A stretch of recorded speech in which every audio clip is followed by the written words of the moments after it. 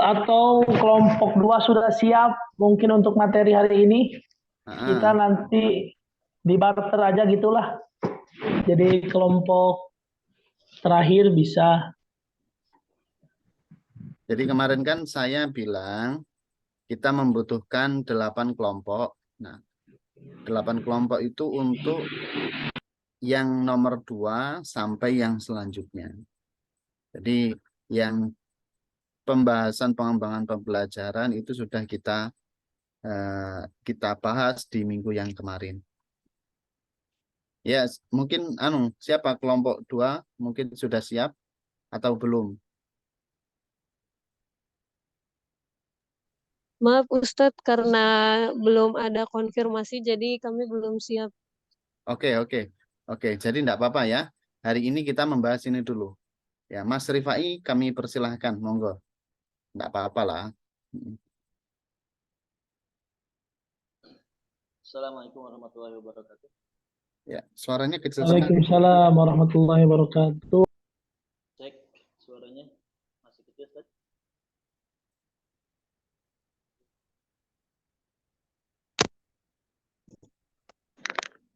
Oke, insya Allah pada kesempatan kali ini kita akan bermuzakarah mengulang kembali pelajaran minggu kemarin.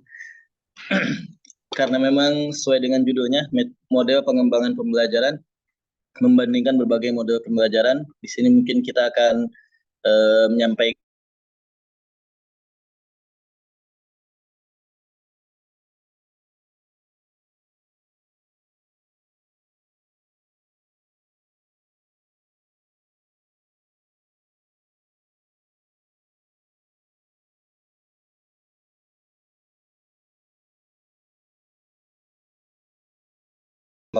materi model pengembangan belajar kepada saudara Maulana Ibrahim. Kami persilakan. Assalamualaikum warahmatullahi wabarakatuh. Alhamdulillah teman-teman, terima kasih banyak waktunya.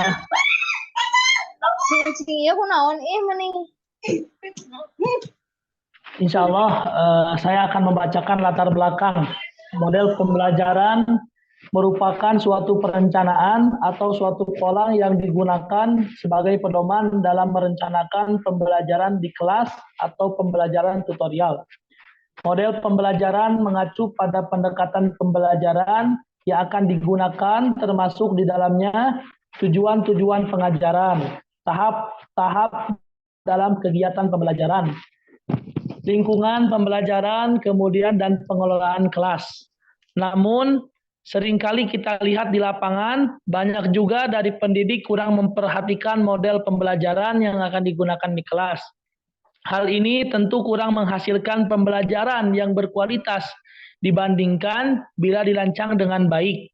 Oleh karena itu, dibutuhkan pengetahuan tentang bagaimana mengembangkan model-model pembelajaran dan perangkat pembelajarannya. Mengingat hal itulah, maka dalam tulisan ini dicoba untuk melihat bagaimana cara mengembangkan model-model pembelajaran dan perangkat pembelajarannya sehingga guru-guru terbantu untuk melaksanakan pembelajaran dengan baik. Kemudian tujuan pembuatan makalah ini yaitu untuk memenuhi tugas mata kuliah pembelajaran bahasa Indonesia kelas semester 1 yang ditugaskan oleh Bapak dosen pengampu kami yaitu Bapak Rosyidin MPD, dan juga bertujuan untuk menambah wawasan dan pengetahuan kami mengenai model pembelajaran. Lantas, apa aja sih rumusan masalah yang akan kita bahas pada kesempatan yang berbahagia ini? Rumusan masalah yang pertama yaitu apa itu model pembelajaran. Kemudian, apa fungsi model pembelajaran? Kemudian, bagaimana ciri-ciri model pembelajaran? Kemudian, apa yang harus dipertimbangkan dalam memilih model pembelajaran? Kemudian, apa saja macam-macam model pembelajaran? Kemudian yang terakhir, apa fungsi model pembelajaran itu sendiri.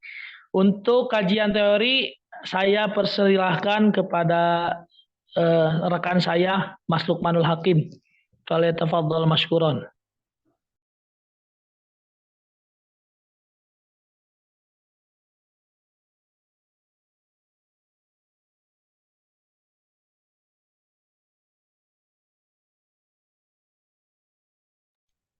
hakimnya. Oke, kajian teori pada yang pasti ada 4 kategori yang akan kita bahas. Yang pertama ada define, pendefinisian, kemudian ada desain, perancangan, kemudian develop, pengembangan, serta disseminate, penyebar luasan. Pada pengembangan, pada definisi sendiri, kegiatan pada tahap ini dilakukan untuk menetapkan dan mendefinisi, dinamakan analisis konten, penelitian, dan pengembangan produk. Di sini ada 5 tahapan. Pada guru melakukan diagnosis efektivitas pembelajaran.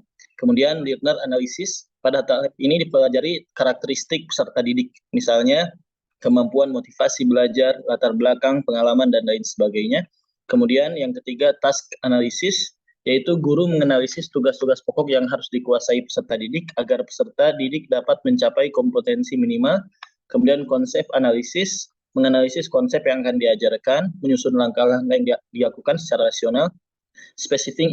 Yang kelima, spesifik instruksional objektif, menulis tujuan pembelajaran, perubahan perilaku yang define. Kemudian pada desain juga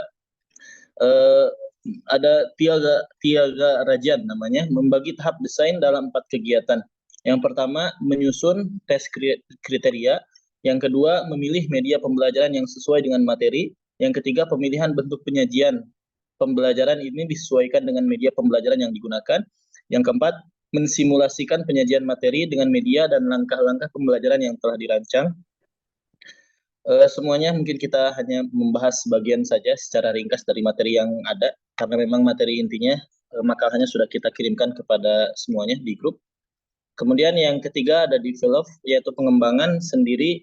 Ada 4 langkah. Yang pertama, validasi model oleh ahli atau pakar. Kemudian revisi model berdasarkan masukan dari para pakar. Kemudian yang ketiga, uji coba terbatas dalam pembelajaran di kelas. Kemudian revisi model berdasarkan hasil uji coba dan implementasi model pada wilayah yang lebih luas. Kemudian yang terakhir, disseminate atau penyebar luasan dan testing. Pada tahap ini produk yang sudah direvisi pada tahap pengembangan kemudian diimplementasikan pada sasaran yang sesungguhnya. Pada saat implementasi dilakukan, pengukuran ketercapaian tujuannya. Pengukuran ini dilakukan untuk mengetahui efektivitas produk yang dikembangkan. Kemudian untuk model ADI, insya Allah akan disampaikan oleh teman kami, Saudara Naim. Silahkan, waktu dan tempat kami persilahkan. Assalamualaikum warahmatullahi wabarakatuh. Waalaikumsalam Terima kasih atas waktu. Langsung saja masuk pembahasan model pembelajaran yang model ADI, ADDIE. ADI merupakan singkatan dari analisis, desain, development, atau bisa production, bisa disebut production, terus implementasi atau delivery, dan yang terakhir adalah evolution. Langsung ini. Maka model ADI yang pertama yaitu tahapan analisis. Kegiatan utama analisis yaitu menganalisis dan analisis kelayakan dan syarat-syarat pengembangan model atau metode pembelajaran baru. Ya, berarti analisis ini untuk menganalisis pengembangan model yang akan diajarkan yang baru tadi. Terus lanjut ke bagian yang desain, tahap desain. Tahap desain memiliki kemiripan dengan merancang kegiatan pembelajaran, kegiatan belajar mengajar. Kegiatan ini merupakan proses sistematik yang dimulai dari menetapkan tujuan belajar, merancang skenario atau kegiatan belajar mengajar, merancang perangkat pembelajaran, merancang materi pembelajaran, dan alat evaluasi hasil belajar. Rancangan model atau metode pembelajaran ini bersifat konseptual dan akan mendasari proses pengembangan berikutnya. Lanjut tahap berikutnya yaitu ada development. Dalam model ini berisi kegiatan realisasi rancangan produk. Dalam tahap desain telah disusun kerangka konseptual penerapan metode pembelajaran baru. Dalam tahap ini pengembangan kerangka yang masih konseptual tersebut direalisasikan menjadi produk yang siap diimplementasikan. Sebagai contohnya yaitu apabila pada tahap desain telah dirancang penggunaan atau model metode baru yang masih konseptual, maka pada tahap pengembangan disiapkan atau dibuat perangkat pembelajaran dengan model atau metode baru tersebut seperti RPP atau rencana pelaksanaan pembelajaran dan materi pembelajaran. Terus masuk ke tahap yang D, implementasi.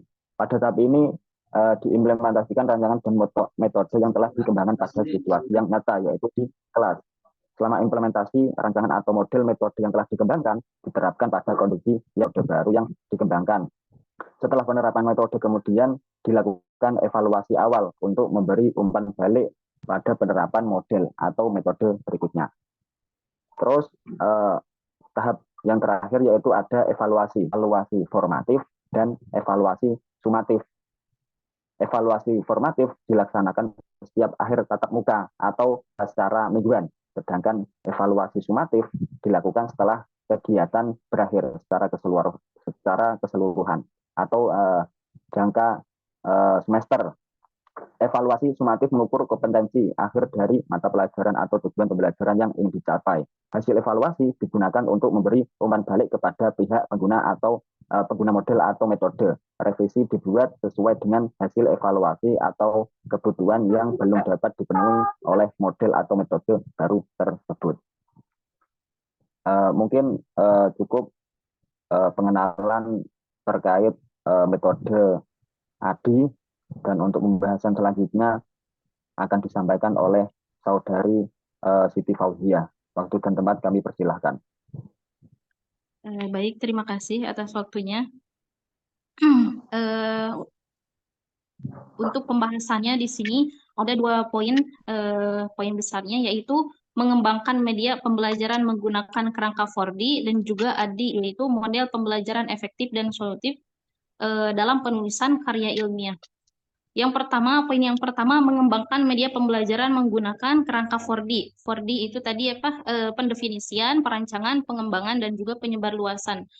Model tahapan pengembangan media pembelajaran yang paling terkenal dan paling simpel adalah model 4D ini. Walaupun sering dianggap lebih simpel dari model ADI maupun model Azure. Model pengembangan media pembelajaran 4D ini sudah mulai dikembangkan sejak awal tahun 1970-an. Sebenarnya model ini merupakan pengembangan dari langkah-langkah umum yang sudah biasa dilakukan oleh para pengembang di eranya, yaitu analisis, desain, dan evaluasi. Kemudian yang keduanya ada ADI. ADI ini model pembelajaran efektif dan solutif dalam penulisan karya ilmiah. Pembelajaran merupakan sesuatu yang sudah tidak asing lagi dalam dunia pendidikan. Karena kegiatan pembelajaran merupakan aktivitas utama dalam dunia pendidikan, kita berupaya mengembangkan berbagai model pembelajaran, strategi pembelajaran dengan harapan komunikasi kita dalam kelas akan menghasilkan produk seperti yang diharapkan. Dengan adanya pandemi kemarin, COVID-19, beberapa tahun yang lalu, tentu saja akan memaksa kita keluar dari zona nyaman. Guru harus memutar otak berpikir keras untuk mengembangkan model pembelajaran yang tetap dan dapat dikembangkan secara online, dan tentu saja dapat mencapai harapan. Kemudian, selain itu, pemilihan model ADI juga didasarkan pada beberapa pertimbangan antara lain sebagai berikut, yaitu model ADI ini, yang pertama, model ADI ini merupakan model perancangan pembelajaran generik yang menyediakan sebuah proses terorganisasi dalam pembangunan bahan-bahan pembelajaran yang dapat digunakan, baik dalam pembelajaran tatap muka maupun pembelajaran online. Yang keduanya, model ADI dapat menggunakan pendekatan produk dengan langkah-langkah sistematis dan interaktif. Kemudian yang ketiga, model ADI dapat digunakan untuk pengembangan bahan pembelajaran pada ranah verbal. Dan yang keempat, model ADI memberikan kesempatan bagi pengembang desain pembelajaran untuk bekerja sama dengan para ahli materi, media, dan desain pembelajaran sehingga menghasilkan produk-produk yang berkualitas. Mungkin untuk pembahasannya cukup sekian. Terima kasih.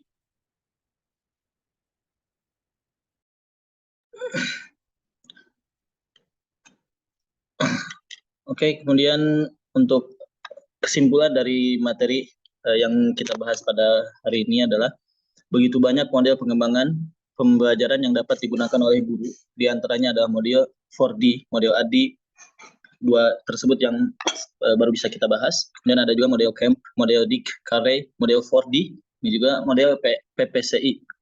yaitu prosedur pengembangan sistem instruksional.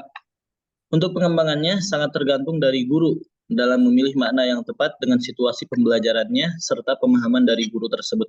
Tentunya untuk dapat mengembangkan model ini perlu adanya pemahaman yang mendalam dari guru sehingga dalam mengimplementasikannya dapat dilakukan dengan baik. Untuk setiap model pembelajaran yang akan dikembangkan diperlukan perangkat pembelajaran seperti silabus, RPP, buku, media pembelajaran, dan sebagainya. Dengan adanya perangkat pembelajaran yang tersusun dengan baik, maka guru akan dapat mengajar dengan baik. Kemudian, sebentar, salah ini ternyata.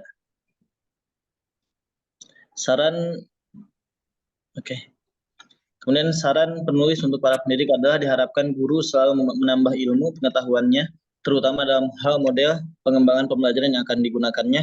Jadi apabila salah satu perkataan guru saya, beliau mengatakan bahwa ketika sebagaimana telepon, misalnya ketika telepon itu tidak ada pembaharuan, maka otomatis telepon tersebut akan ketinggalan zaman, bahkan bisa tes ilmu yang dimilikinya, maka otomatis guru tersebut akan ketinggalan zaman dan tidak akan bisa bersaing pada pendidikan di masa yang akan datang. Kemudian yang B, diharapkan guru ini menyusun perangkat pembelajaran dengan baik sehingga pembelajaran lebih bermakna. Sehingga setiap guru apabila ingin memasuki pelajarannya tentunya harus mempersiapkan dirinya, mempersiapkan materi yang akan disampaikan sehingga bisa memberikan manfaat kepada santri atau murid yang akan diajarkannya.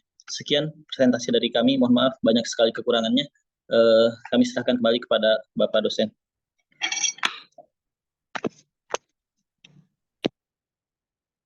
Oke, terima kasih teman-teman semuanya. Jadi sebelum diberikan kepada saya, jadi model perkuliahan kita adalah diskusi ya. Diskusi ini adalah salah satu model pembelajaran yang pas digunakan di umur-umur teman-teman semuanya, yaitu sudah menginjak dewasa. Nah, maka alangkah baiknya sebelum diserahkan kepada dosen pengampu, setelah presentasi itu adalah diskusi dan tanya jawab. Nah, silahkan teman-teman dari kelompok 1 ini untuk memimpin diskusi pada pagi hari ini sebelum diserahkan kepada saya. Jadi waktunya luas, nanti yang diberikan ke saya itu jangan banyak-banyak. Hanya 15 menit saja untuk melengkapi daripada diskusi kita pada pagi hari ini. Nah, silahkan dipimpin kepada Mas Rifai.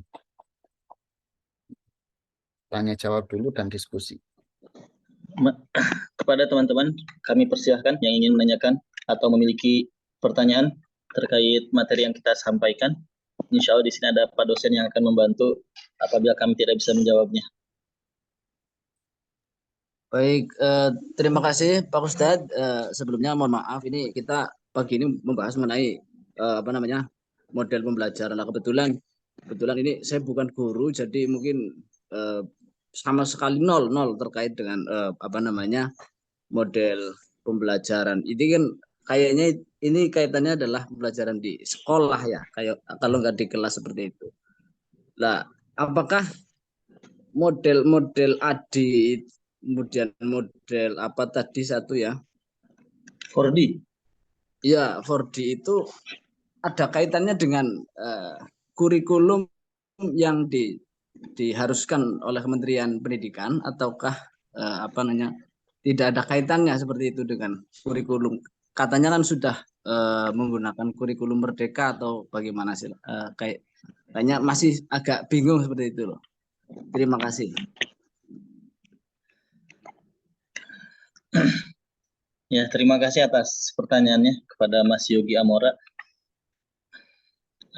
Untuk jawabannya sendiri karena kami memang belum turun secara langsung, belum bisa meneliti secara langsung, mungkin belum bisa memberikan jawaban yang memuaskan. Namun mungkin yang kita sampaikan perlu diketahui bahwa yang kami sampaikan pada presentasi kali ini itu tentang modelnya, mungkin ya tahapan-tahapannya, atau tadi juga kan tentunya ada silabus pendidikan yang disiapkan oleh pemerintah. Nah itu tentunya pemerintah juga metode apa yang digunakan dalam menyiapkan silabus tersebut sehingga bisa digunakan oleh para guru di Indonesia ini gitu. Jadi untuk jawabannya karena kita memang belum tahu metode apa yang digunakan oleh pemerintah, kami juga belum bisa memberikan jawaban yang pasti mungkin. Atau mungkin Bapak dosen atau teman-teman yang lain yang tahu mungkin mohon dibantu.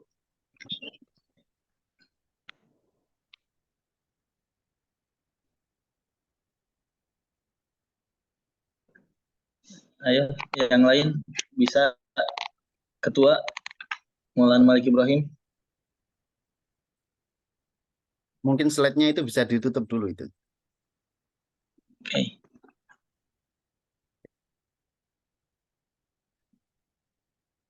Ya, silakan teman-teman untuk berdiskusi dahulu. Saling saut-saut saja, enggak apa-apa. Biar diskusi kita itu hidup. Nah, ini juga salah satu termasuk metode pendidikan. Metode pembelajaran itu diskusi. Oke, silakan. Saya mau diam dulu, nanti kalau sudah klimaks. Merdeka.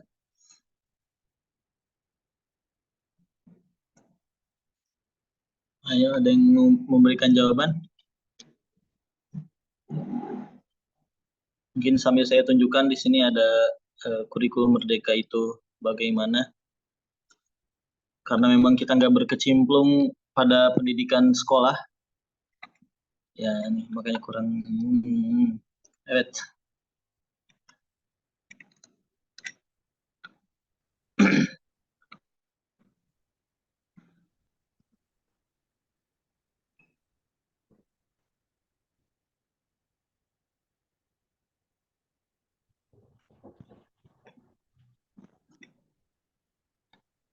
Ini juga tuh ada 4 sebenarnya, apakah menggunakan metode 4D? 1, 2, 3, 4. Definition.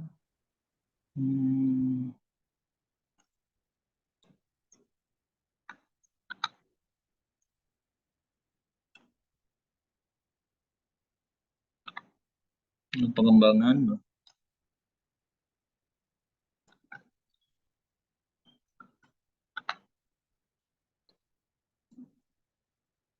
Mandiri belajar, mandiri berubah.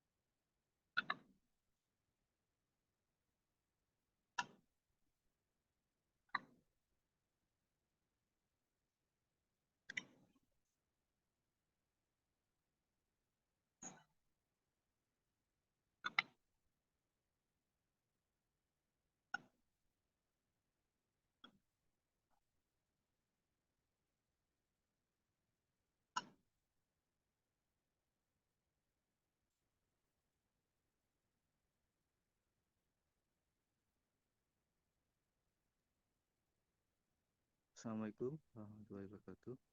Nah, silahkan. Suaranya kurang keras. Oh iya, Ustadz itu apa? Kurikulum Merdeka itu kelemahannya apa, Ustadz?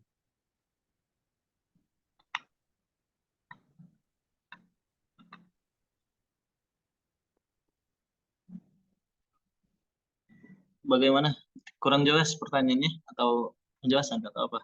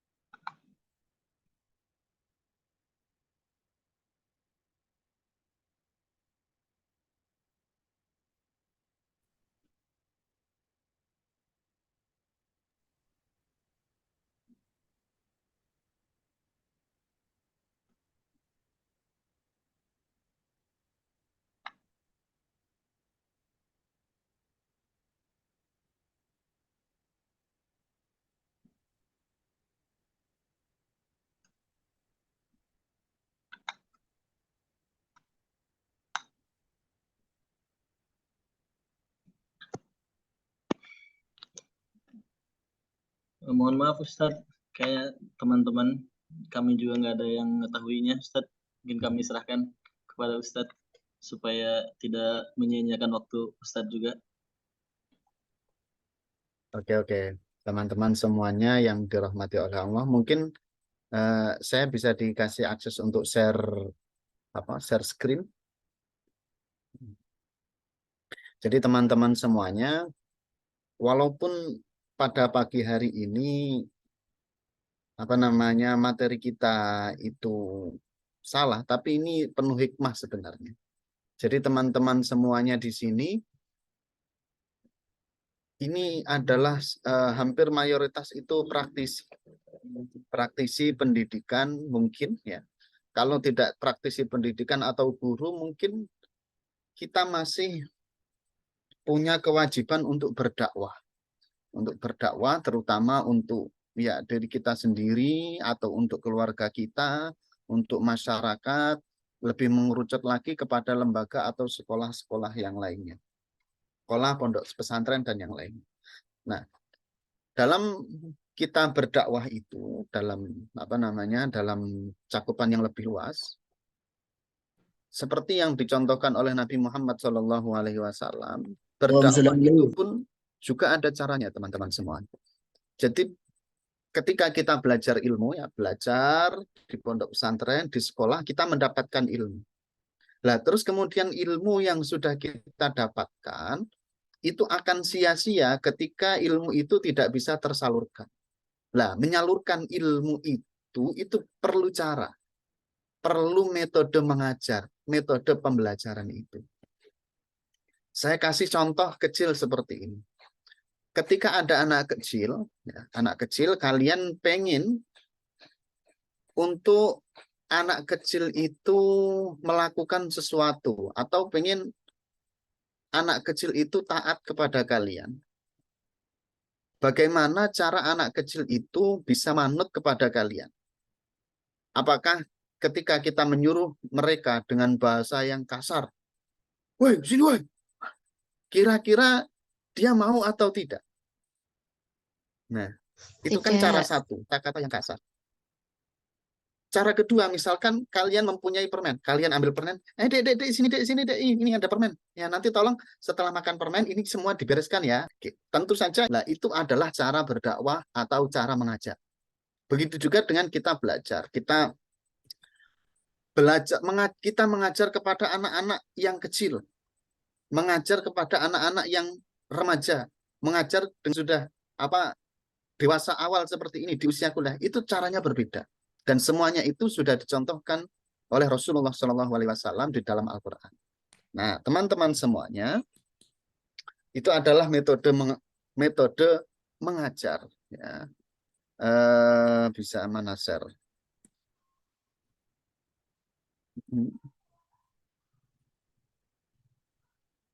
Ajaran Nabi Muhammad SAW Al-Quran. Nah, metode pembelajaran ini akan selalu berkembang. Terutama kalau sudah mengerucut di dalam lembaga-lembaga sekolah. Ketika sudah mengerucut ke lembaga sekolah, nah itu berkembang seperti yang telah dipresentasikan tadi. Tetapi secara umum, itu model pembelajaran itu ada beberapa yang telah dicontohkan. Yang pertama apa? Coba kita lihat. Nah, yang paling utama itu adalah kemampuan seorang guru dalam menyampaikan sebuah pelajaran. Ada sebuah pepatah Arab yang mengatakan seperti ini. At-tariqah khairun minal maddah. Metode atau model pembelajaran, atau cara mengajar itu lebih penting daripada pelajaran itu sendiri. Paham enggak? Nah, saya kasih contoh. Pelajaran tajwid. Contoh, pelajaran tajwid hari ini. Mungkin kalau kita tidak bisa mengajarkannya secara sederhana kepada anak murid kita, itu mungkin akan sulit sekali untuk dicerna oleh anak-anak kita. Oleh anak didik kita. Tidak hanya ilmu tajwid saja, ilmu-ilmu yang lain pun itu juga seperti itu. Jadi metode mengajar itu lebih penting daripada pelajaran itu sendiri. Jadi ketika kita mempunyai metode yang ringan untuk disampaikan kepada anak-anak didik kita, maka pelajaran itu akan mudah diserap oleh anak didik kita. Nah, terus kemudian wal muallimu khairum minat thariqah. Metode mengajar, metode pembelajaran itu kalau kita ambil sekarang itu ada banyak. Misalkan di dalam ilmu Al-Quran ada amsilati, ada tilawati, ada jet tempur, kepunyaan Lirboyo, dan yang lainnya.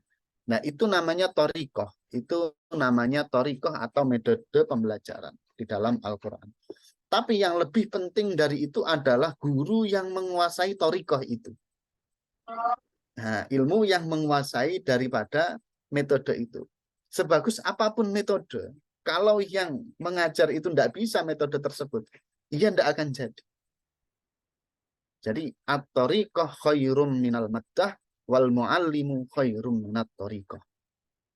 Seperti itu. Nah, ini kenapa kok dakwah Nabi itu sangat berhasil sekali, sangat sukses sekali, karena memang diri Rasulullah Shallallahu Alaihi Wasallam itu memang patut dicontoh dan memang pas untuk menjadi teladan kita, sehingga dakwah beliau itu sangat sukses sekali. Hari ini ketika kita mengajar ya, misalkan, anak-anak jangan merokok.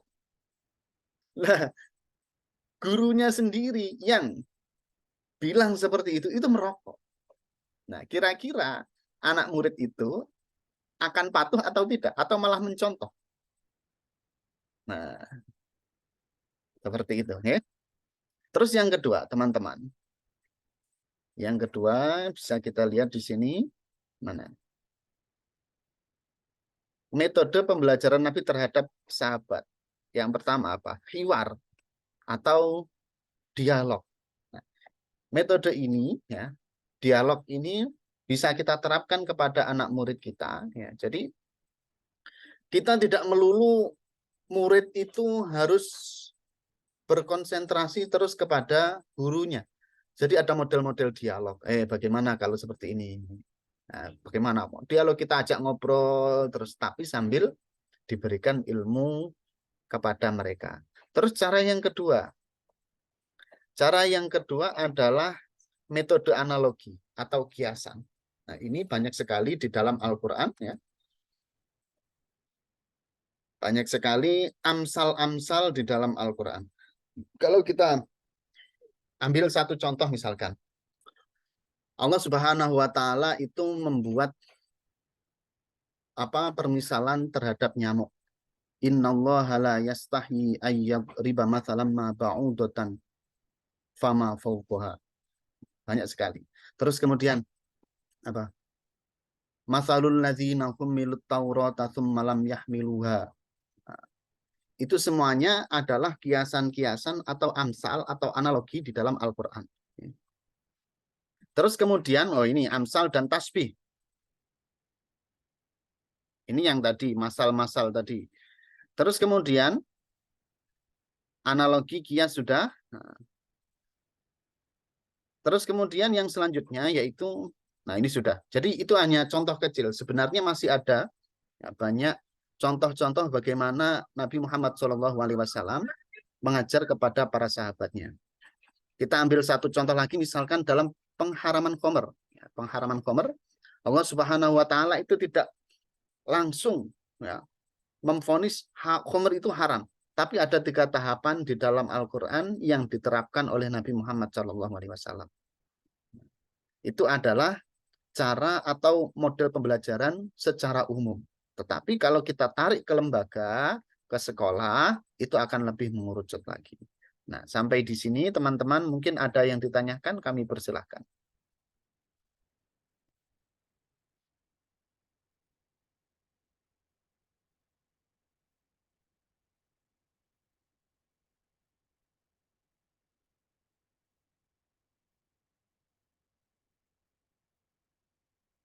Ya, silahkan. Mohon maaf Pak Kiai, berarti ini hari ini berarti kita salah materi atau bagaimana ini Pak Kiai? Maksudnya dari perkataan panjenengan itu salah materi itu maksudnya gimana Pak?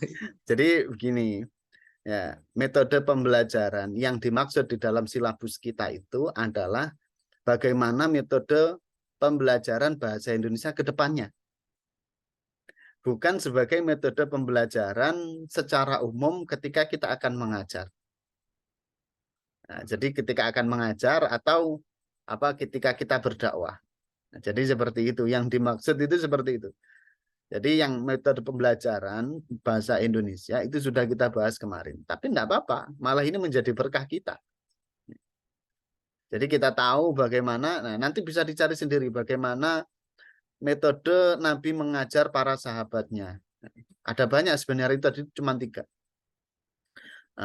Ada lagi metode hukuman atau janji. Misalkan kamu melakukan ini, kamu tak kasih ini. Kalau kamu nggak melakukan ini, kamu saya hukum. Nah, itu adalah metode terakhir di dalam pendidikan, gitu ya. Dan itu banyak sekali di dalam Al-Quran. Misalkan ketika kita melakukan sholat, kita dijanjikan dengan surga. Ketika kita meninggalkan sholat, kita dijanjikan dengan neraka. Nah, itu adalah metode yang paling terakhir ketika kita berdakwah. Gitu. Jadi kalau misalkan kita belajar, kita sholat, kita ibadah karena ingin surga atau takut neraka, itu sebenarnya level ibadah kita itu level paling bawah itu. Oke, silahkan. Nah, teman-teman untuk bertanya lagi atau kita berdiskusi. Oke, ayo dibuka suaranya, kita diskusi, jangan hanya saya. Itu Mas Aditya itu kayaknya sudah pusing gitu. Assalamualaikum. Salam. Kayaknya sudah ngedet itu. Kopinya belum diseruput itu. Kalau gimana ya Ustaz ya, kan kalau materi ini berarti kan berdakwah dengan berbahasa Indonesia gitu kan, salah satunya kan. Begitu kan, bukan Ustaz? Jadi gini, kita kan sudah mengerucut ke bahasa Indonesia ini ya. Jadi model pembelajaran kuliah kita ini loh, kedepannya itu bagaimana? Siapa saja yang presentasi, terus kemudian model presentasinya itu bagaimana? Nah, itu yang dimaksud dengan silabus itu, begitu. Yang silabus pertama itu loh. Iya.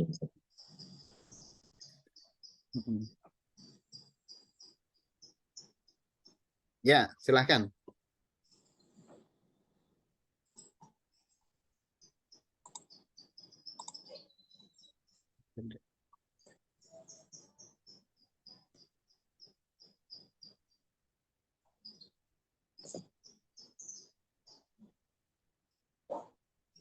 Oke, tidak ada yang tanya lagi.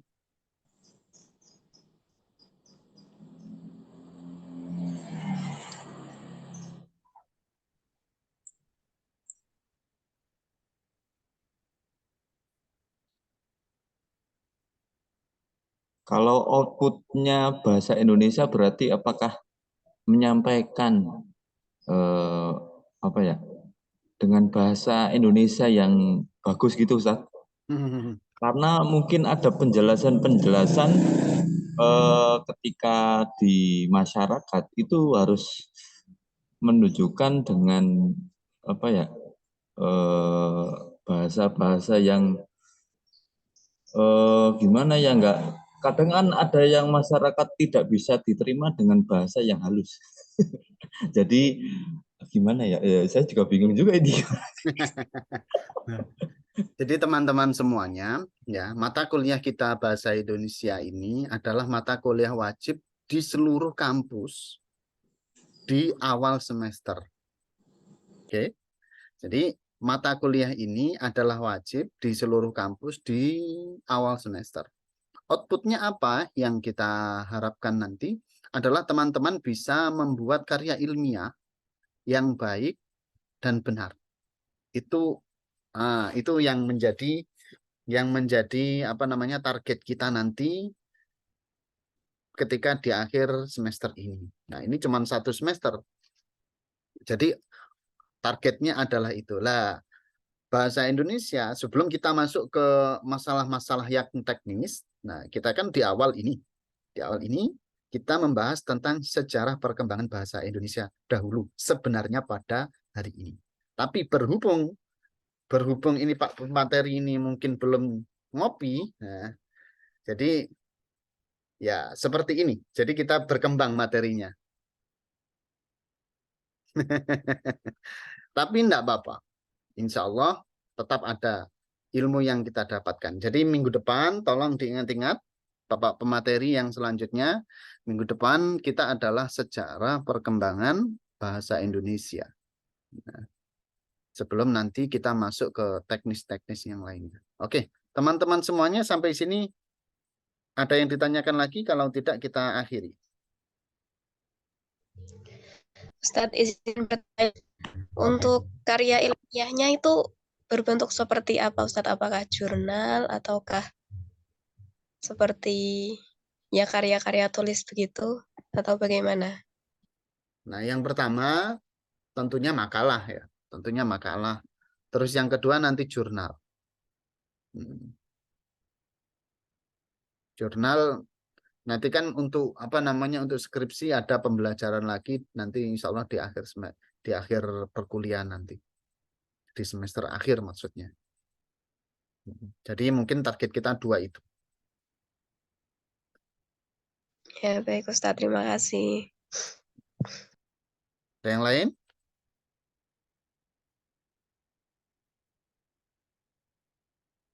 Sudah ada? Oke, teman-teman semuanya, alhamdulillah perkuliahan pada pagi hari ini telah usai.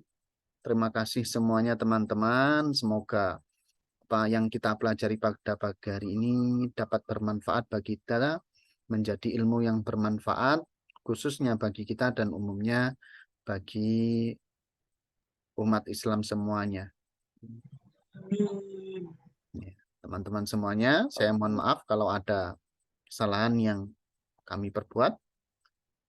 Akhirul kalam, Allahul muwaffiq ila aqwamit thoriq. Assalamualaikum warahmatullahi wabarakatuh. Waalaikumsalam. Waalaikumsalam warahmatullahi wabarakatuh.